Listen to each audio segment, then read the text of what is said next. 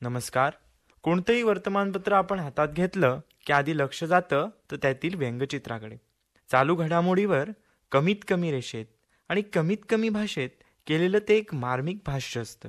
आजूबाजूला घडणाऱ्या घटनांचं सार दृश्य स्वरूपात, थोडक्यात आणि विनोदी अंगानं, कधी उपरोधिक भाषेत किंवा कोपरकळीच्या स्वरूपात मांडलेलं असतं.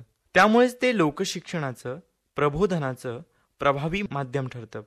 तर आज आपण दैनिक तरुण भारतचे व्यंगचित्रकार जगदीश कुंटे यांच्याशी संवाद साधणार आहोत.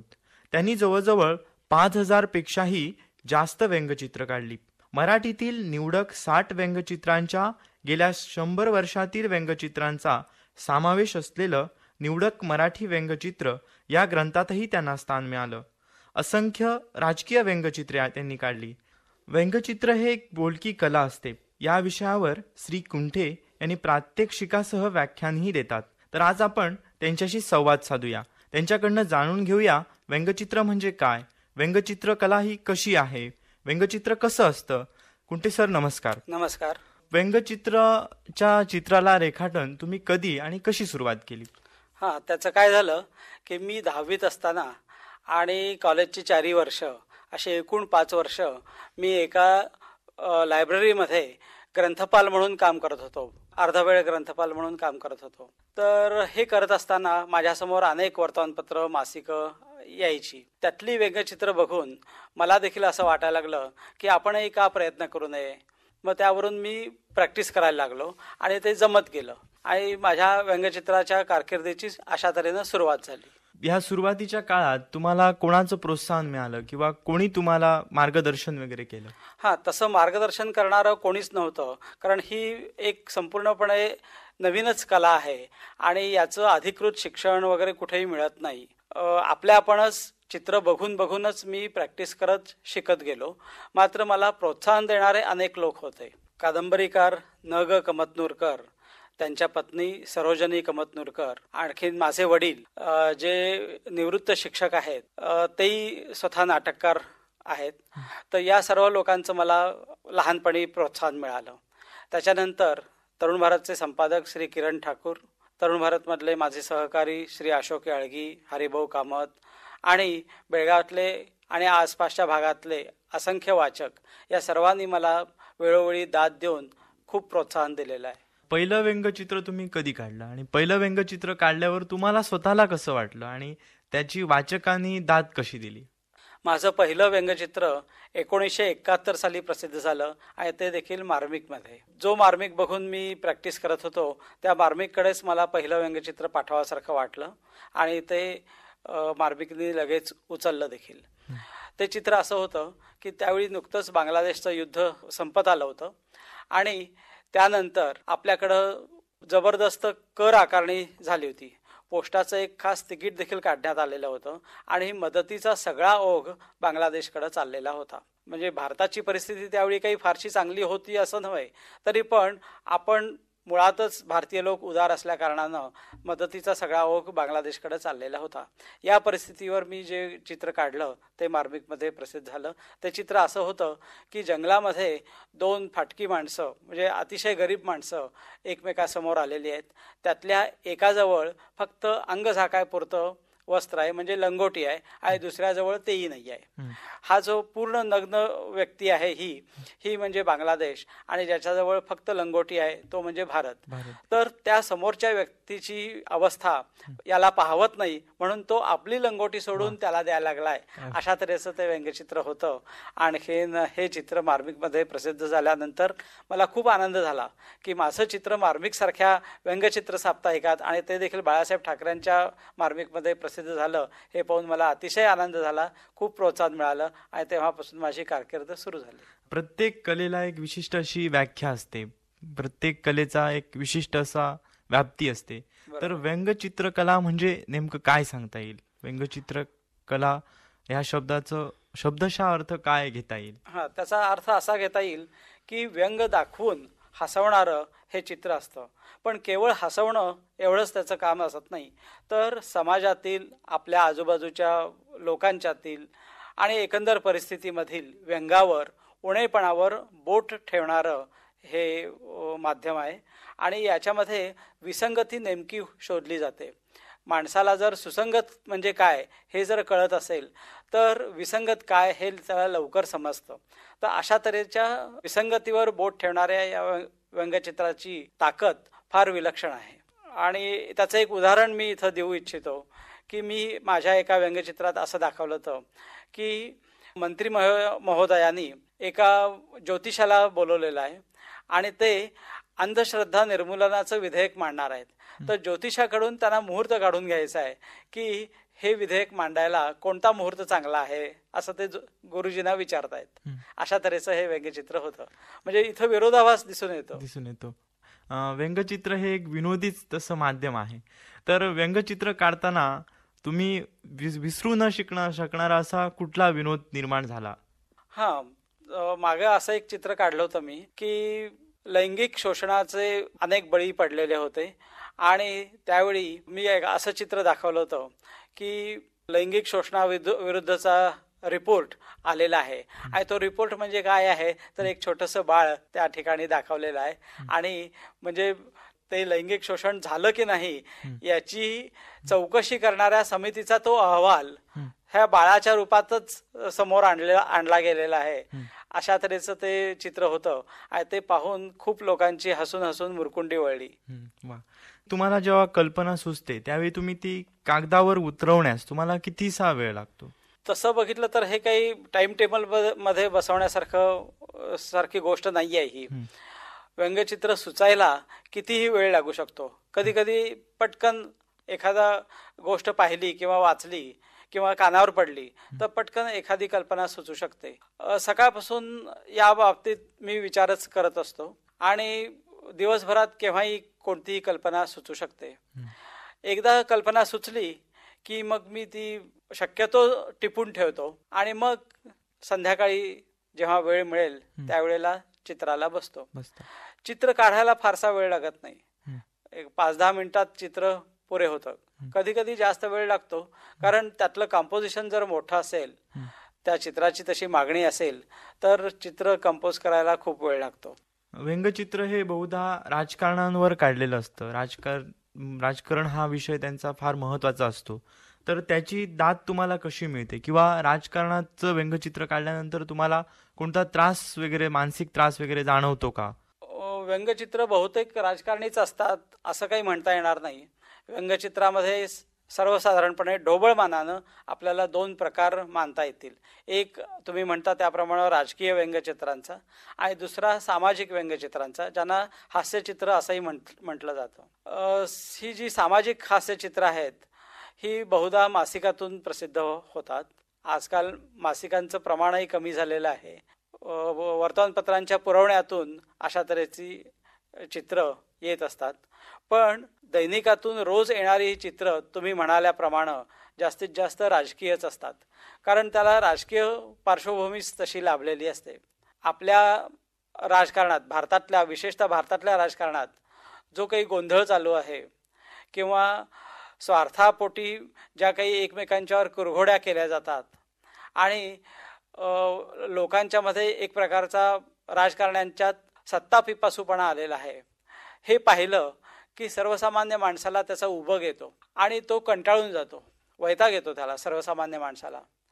तर त्याचा हा वैताग कुठंतरी प्रगट व्हायला पाहिजे म्हणून व्यंगचित्रकार या माध्यमाचा उपयोग करून घेतो आणि राजकारणावर, प्रचलित राजकारणावर एखादं चुरचुरीत भाष्य करतो. हे जे भाष्य आहे हे व्यंगचित्राच्या माध्यमातून होत असतं आणि राजकारणातल्या ज्या घटना आहेत त्यांचं मर्म देखील उलगडून दाखवण्याचं सामर्थ्य या व्यंगचित्रामध्ये असतं. आज जर आपण पाहिलं तर प्रत्येक वृत्तपत्रामध्ये व्यंगचित्र हे दिसतंच. तर वृत्तपत्राला का वाटलं की व्यंगचित्राला स्थान द्यावं असं? पूर्वीच्या काळी जीवन त्या मानानं संथ होतं. वर्तमानपत्रातले अग्रलेख किंवा इतर लेख वाचण्या इतका वेळ लोकांना असायचा. पण आजकालचं जीवन हे अतिशय गतिमान झालेलं आहे.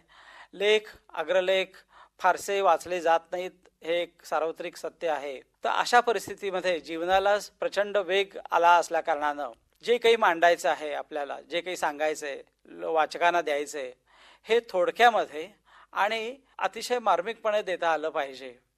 ही काळाची गरज अशी निर्माण झाली आणि वृत्तपत्रांच्या संपादकांना ही गरज जाणवली.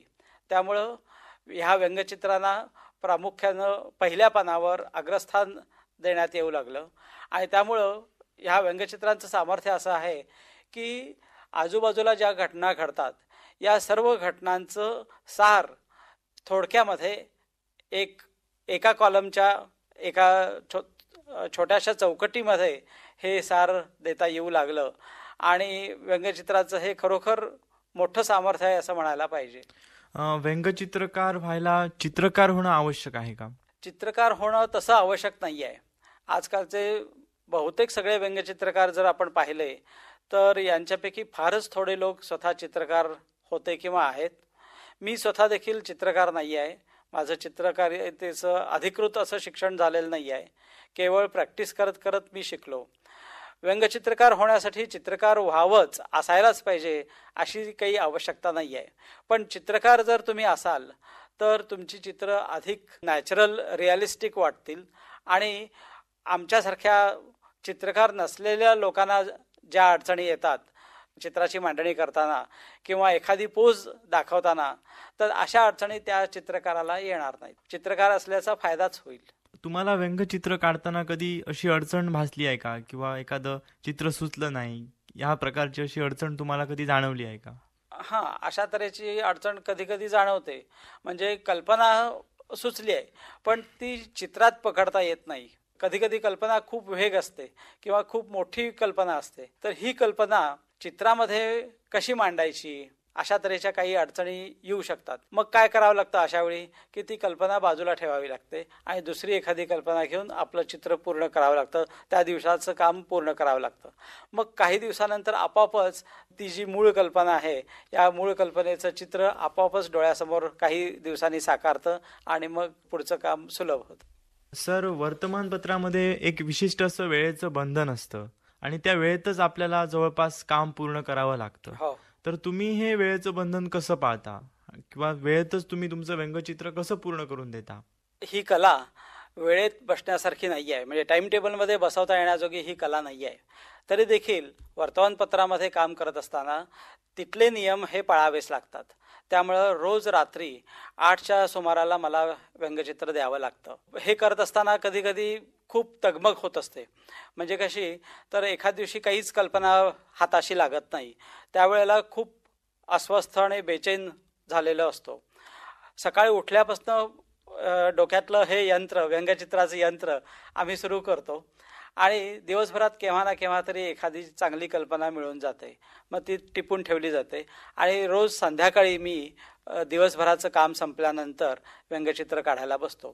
दिवसभर माझ्याकडे तरुण भारतमध्ये ॲडमिनिस्ट्रेटिव्ह वर्क असतं आणि ते करत असताना मध्ये व्यंगचित्र काढायला सवड वगैरे मिळत नाही. त्यामुळे संध्याकाळी 6च्या नंतरच मी व्यंगचित्र काढायचं काम हातात घेतो आणि 8पर्यंत ते पूर्ण करतो. एखादं असं वर्तमानपत्र आहे की ते फक्त व्यंगचित्रासाठीच वाहून घेतलेलं आहे, किंवा त्याच्यात फक्त व्यंगचित्रच आहेत, असं कुठलं वर्तमानपत्र आहे का? असं डेली वर्तमानपत्र असं कुठलंही नाही आहे.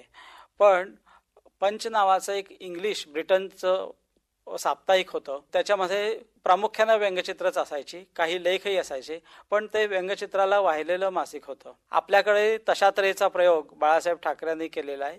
मार्मिक हे आहे व्यंगचित्र साप्ताहिक आहे. पण त्यामध्ये देखील व्यंगचित्र त्या मानानं कमीच असतात आणि लेख आणि इतर साहित्यच बऱ्यापैकी अधिक प्रमाणात असतं.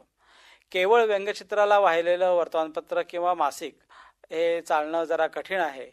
याचं कारण असं की व्यंगचित्र पाहण्याची लोकांची सवय किंवा सराव तितकासा नाही आहे. ही कलाच मुळात आधुनिक आहे, म्हणजे अलीकडची आहे ही कला. गेल्या 100-150 वर्षात वाढलेली अशी ही कला आहे. आणि लेख किंवा भाषणं ऐकण्याचा जसा सराव आपल्याकडच्या लोकांना आहे, भारतीय लोकांना आहे, त्याप्रमाणे चित्र पाहून प्रबोधन होण्याची किंवा ज्ञान वाढवण्याची किंवा मनोरंजन होण्याची सवय भारतीयांना नसल्या कारणानं केवळ व्यंगचित्राला वाहिलेलं मासिक किंवा वर्तमानपत्र चालेल असं मला वाटत नाही. जेव्हा तुम्ही व्यंगचित्र काढता त्यावेळी वाचकांची सूचना काही तुम्हाला येतात का? दाद देण्याच्या बाबतीत मराठी माणूस जरा कंजूष आहे असं म्हटलं जातं, पण माझा अनुभव मात्र वेगळा आहे. माझ्या अनेक चित्रांना बेळगावातून आणि आसपासच्या भागातून, विशेषतः कोकणातून खूप दाद मिळते आणि लोक पूर्वीच्या काळी पत्र लिहून आपलं मत कळवायचे, पण आजकाल तुम्हाला माहितीच आहे की पत्र लिहिण्याचाच एकूण प्रकार कमी झालेला आहे. लोक फोनद्वारे किंवा SMS द्वारे चित्र आवडल्याचं आवर्जून कळवतात. बेळगावमध्ये काही वर्षापूर्वी PR दुभाषी हे जिल्हाधिकारी होते, तर त्यांचा फोन मला नेहमी यायचा. त्यानंतर विभागीय आयुक्त चिरंजीव सिंग म्हणून होते, तर ते जरी मराठी भाषिक नसले तरी त्यांना मराठी कळत होतं आणि व्यंगचित्रांची खास आवड त्यांना होती आणि ते आवडलेल्या व्यंगचित्राबद्दल हमखास अभिप्राय मला द्यायचे आणि त्यामुळं अशा मोठ्या लोकांचा अभिप्राय जेव्हा मिळायचा त्यावेळी माझ्याही अंगावर मूठभर मास चढल्यासारखं वाटायचं आणि मला अधिक स्फूर्ती यायची. जसं चित्र आवडल्याचं लोक कळवतात तसं चित्र आवडलं नाही असे कळवणारे लोकही आहेत. ते त्यांची कारणमीमांसा द्यायचे चित्र का आवडलं नाही. पण अशाच तऱ्हेची जी चित्र आहेत, जेव्हा चित्र आवडलं नाही किंवा चित्र पाहून आम्हाला संताप आला, अशा तऱ्हेच्या प्रतिक्रिया मात्र मुख्यतः धार्मिक चित्रांच्या बाबतीत मला आढळून आलेली आहे. उदाहरणार्थ, चित्रामध्ये मी गणपती किंवा दुसरी एखादी देवता यांचा वापर केला तर काही लोक आपल्या भावना दुखावल्या अशा तऱ्हेची तक्रार करायचे. त्यांचा संताप मी समजू शकतो, पण हा संताप हा त्या विषयातून निर्माण न झालेला असा असावा आणि केवळ गैरसमजातून व्यंगचित्र समजून न घेतल्यामुळं केवळ गणपतीचा वापर मी चित्रात केलेला आहे अशा गोष्टीवर नाराज होऊन त्यांनी आपल्या प्रतिक्रिया व्यक्त केलेल्या असायच्या. त्यामुळं व्यंगचित्राबद्दलची ती प्रतिक्रिया अशी म्हणता येणार नाही. सर, व्यंगचित्राच्या या संपूर्ण एकंदरीत निरीक्षण केलं तर स्त्रियांची संख्या फार कमी आढळते. तर स्त्रियांना विनोदबुद्धी कमी असते असं कोणीतरी म्हटलं आहे, ते यावरून सत्य ठरतं का, खरं ठरतं का? हा प्रश्न तसा गमतीशीर आहे तुमचा. स्त्रियांना विनोदबुद्धी नाही असं कसं म्हणता येईल? आयुष्यभर त्या पुरुष नावाच्या व्यक्तीबरोबर संसार करतात, त्यांना विनोदबुद्धी नाही असं कसं म्हणणार तुम्ही?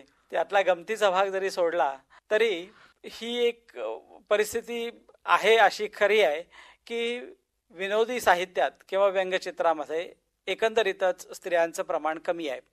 आपल्याला ज्या विनोदी साहित्यिक आपल्याला जे माहिती आहे त्यामध्ये देखील स्त्रियांचं प्रमाण अल्प आहे हे आपल्याला माहिती आहे. याचं कारण मला असं वाटतं की स्त्रियांचा जो मूळ स्वभाव आहे तो याला कारणीभूत असावा. स्त्रिया ह्या कामसू आहेत आणि त्या प्रकृतीनं जरा गंभीर अशा असतात. त्यांच्या मागं व्यवधानही खूप असतात आणि त्यांना बरंच काही साध्यही करायचं असतं. त्या मानानं पुरुषाचा स्वभाव थोडासा टवाळखोर, थोडासा मिश्किल आणि स्वच्छंदी असतो. तर ह्या सगळ्या स्वभाव गुणधर्मामुळं पुरुषाच्या हातून जास्त विनोदी साहित्य निर्मिती झालेली आहे हे खरं आहे. पण स्त्रियांना हा काही विषय वर्ज्य नाही आहे. मला तरी असं म्हणायचंय की स्त्रियांनी देखील या बाबतीत पुढाकार घेतला पाहिजे. अधिकाधिक विनोदी साहित्याची निर्मिती केली पाहिजे. व्यंगचित्रकार व्हायला पाहिजे. नाहीतर त्यांनी तरी किती दिवस केवळ व्यंगचित्राचा विषय होऊन राहायचं. आज भारतातल्या सामाजिक समस्या वाढत चालल्या आहेत. सामाजिक समस्येवर व्यंगचित्राचा आपण उपयोग करू शकतो का? हो, अगदी अलबत.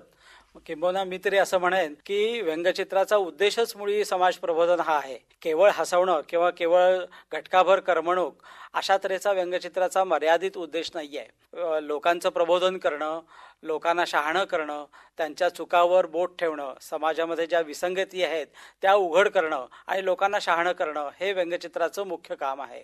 त्यामुळं समाज प्रबोधनासाठी व्यंगचित्राचा भरपूर उपयोग होत असतो आणि हे एक फार मोठं कार्य व्यंगचित्र हे करत असतं. त्यामुळंच व्यंगचित्रांना आज इतका मान सन्मान मिळत असतो. या बाबतीत अनेक उदाहरणं देता येतील.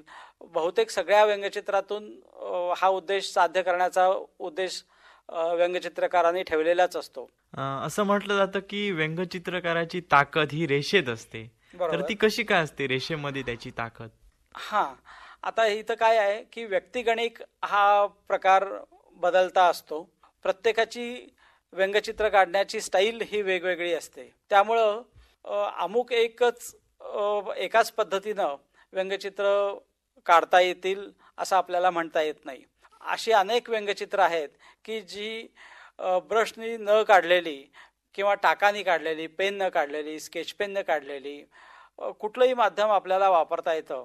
ती रेषा बोलकी मात्र असली पाहिजे. ती जोमदार, प्रभावी ही असलीच पाहिजे. पण ती किती बोलकी आहे आणि त्यातून काय आशय व्यक्त केला जातो हे सर्वात महत्त्वाचं आहे. रेषा तेवढी महत्त्वाची नाही, ती सेकंडरी आहे, गौण आहे.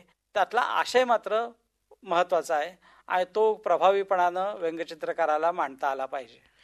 व्यंगचित्रात हावभाव, पोच आणि शब्द यापैकी कशाला अधिक महत्त्व दिलं जातं? अगदी बरोबर. फार छान प्रश्न विचारलात तुम्ही. आणि तुम्ही म्हणालात त्याप्रमाणे या तिन्हीलाही महत्त्व आहे. हावभावालाही महत्त्व आहे, पोच देखील महत्त्वाची आहे आणि त्यातले जे शब्द आहेत किंवा कल्पना, मध्यवर्ती कल्पना आहे, या सर्वांनाच महत्त्व व्यंगचित्रात येतं. आणि या सर्वांचं योग्य मिश्रण जर एकत्र आलं तर ते व्यंगचित्र प्रभावी होतं. मुख्यतः म्हणजे मगाशी जो तुम्ही प्रश्न विचारलात की चित्रकार असावं लागतं का, तर चित्रकार असल्याचा हा फायदा आहे की ती पोज, विशिष्ट पोज, नॅचरल पोज तुम्हाला तिथं प्रभावीपणानं दाखवता येईल. आणि तुम्ही जर चित्रकार नसाल तर ती पोज मिळवण्यासाठी, चित्रामध्ये पकडण्यासाठी तुम्हाला खूप धडपड करावी लागते. चित्रकाराला अतिशय चांगल्या पद्धतीनं हावभाव व्यक्त करता आले पाहिजेत. हावभावावरच चित्राचं सगळं मर्म अवलंबून असतं. माझं एक चित्र आहे, ते इथं दाखवता येणं शक्य नाही आहे, पण त्यामध्ये असं म्हटलेलं आहे, अलीकडे संगीताच्या ज्या स्पर्धा चाललेल्या आहेत त्यातील विजेत्याची निवड ही SMS वरून केली जाते. आणि हा एक मुद्दा काही प्रमाणात वादाचा झालेला आहे की कोणता गायक श्रेष्ठ आहे किंवा कोणती गायिका श्रेष्ठ आहे हे SMS वरनं कसं काय ठरवणार तुम्ही. तर हा विषय मी घेऊन घरातला छोटा मुलगा म्हणतो की बाबा, SMS पोलवरून तू चांगला बाबा आहेस का नाहीस याचा आपण निर्णय करूया. तर यावेळी त्या बाबाच्या चेहऱ्यावरचे हावभाव अतिशय बघण्यासारखे आहेत.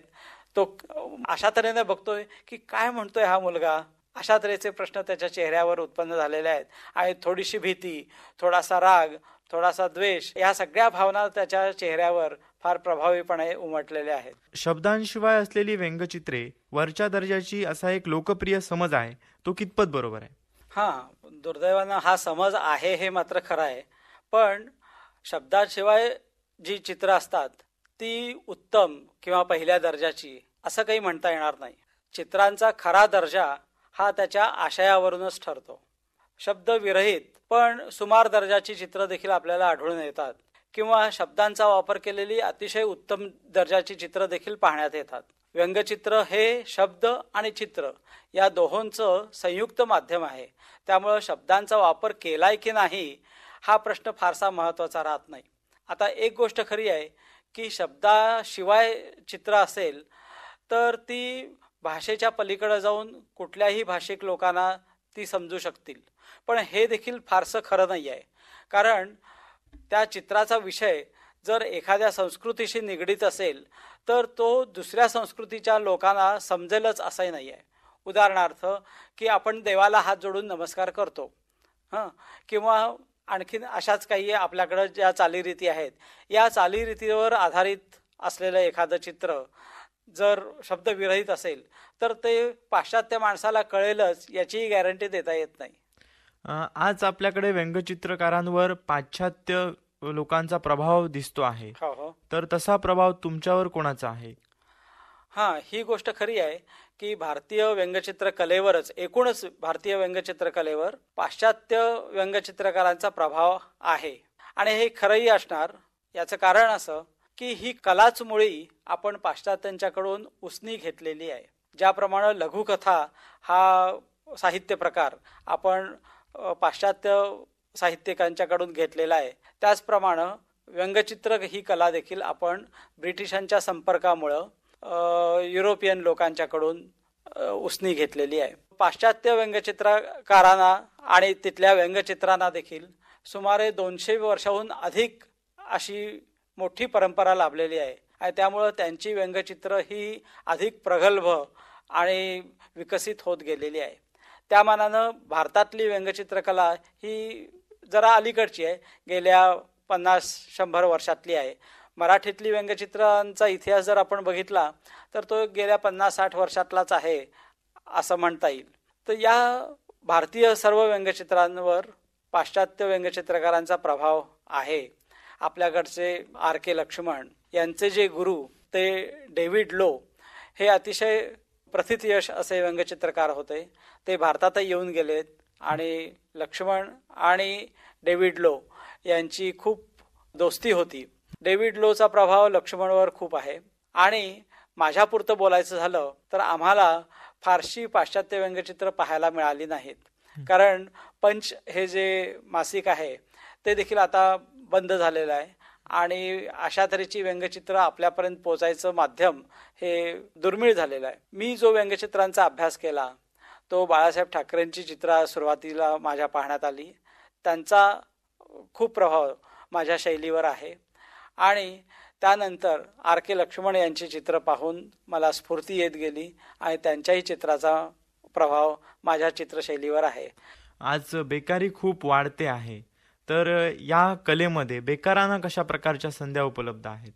बेकारीवर या व्यंगचित्र कलेचा काही तोडगा होईल असं मला सध्या तरी वाटत नाही.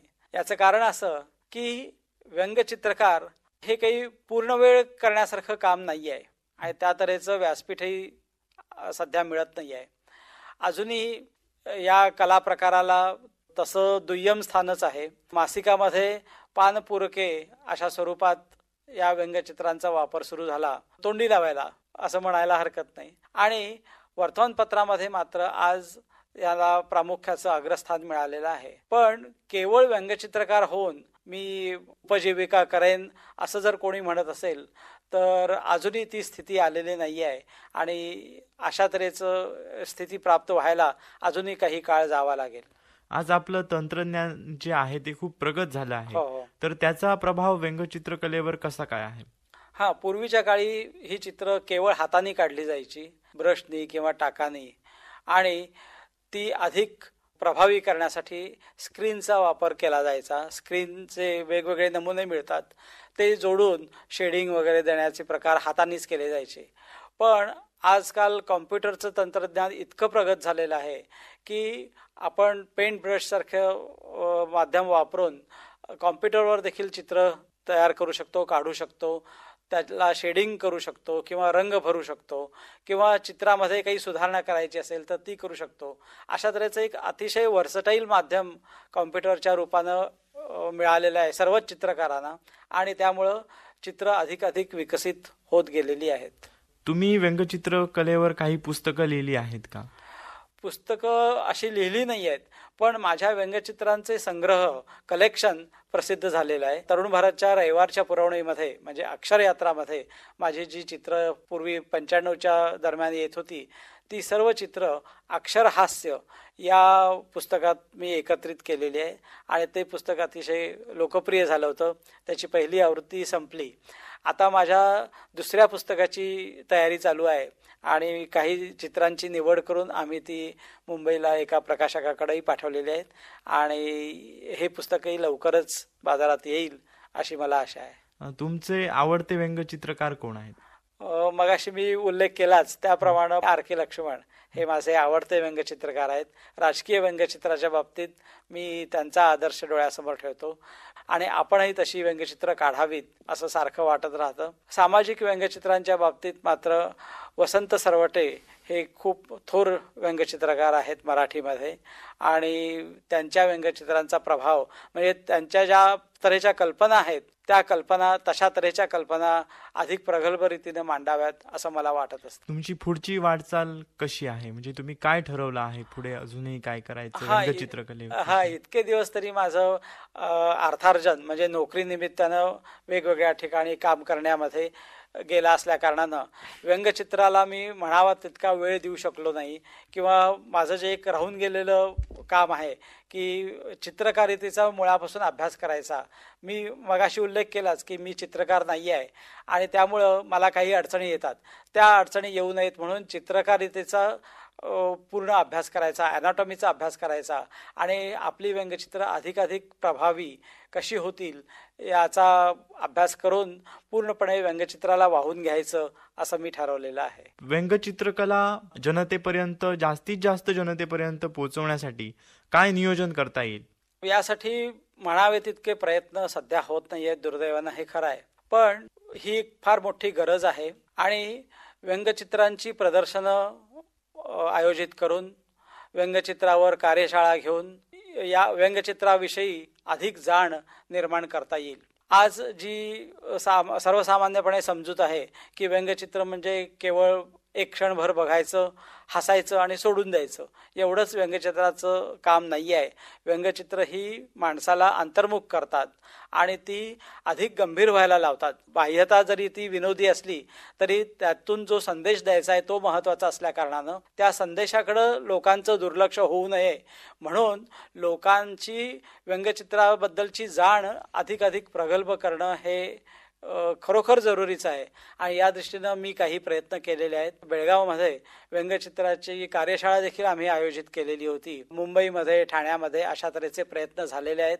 व्यंगचित्रकारांचं संमेलन, वार्षिक संमेलन जेव्हा भरतं त्यावेळी व्यंगचित्रांचं प्रदर्शन आयोजित केलं जातं. आजकाल व्यंगचित्रावर बरीच पुस्तकंही प्रसिद्ध व्हायला लागलेली आहेत आणि ह्या सर्व प्रयत्नातून मराठी वाचकांची व्यंगचित्राविषयी जाण चांगली होईल, प्रगल्भ होईल अशी मी आशा व्यक्त करतो. सर, वाचकांना आणि श्रोत्यांना तुम्ही काही टिप्स दिल्यात, त्याचा वापर ते करतीलच आणि व्यंगचित्राकडे बघण्याची त्यांची दृष्टी नक्कीच बदलेल. तुम्ही आमच्याशी संवाद साधलात, गप्पा केलात, व्यंगचित्र म्हणजे काय हे समजून सांगितलं, त्याबद्दल मी तुमचा आकाशवाणीतर्फे अत्यंत आभारी आहे. धन्यवाद. धन्यवाद.